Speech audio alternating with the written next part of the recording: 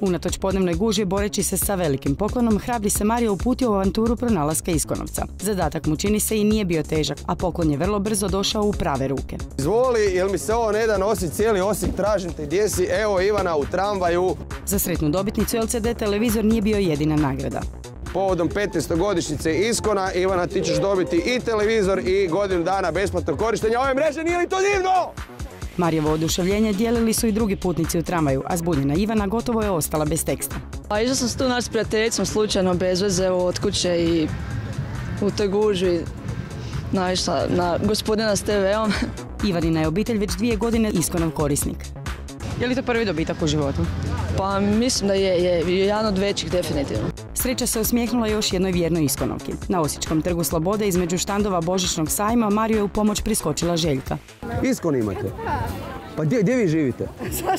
Jeste tu u blizu? Pa vama trebam ovo dostaviti, ako imate Iskon, pa čestitam. Da, on je pitao, ali imate vi internet? Ja sam rekla da. Kaže, koji? Ja kažem Iskon. On kaže, evo to je za vas.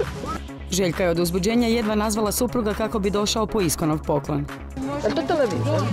Je to gospodin vaš? Dajte mi godinu dana imate besplatno pretplatu na Iskon, evo, sam to. Čini se da je još jedna nagrada stigla u prave ruke. Pa ne znam, pokušat ću neki stan kupiti, pa onda staviti taj mobitel i iznajmiti. Potraga za Iskonovcima se nastavlja. U petak pogledajte kome se na Splitskoj rivi osmijehnula sreća.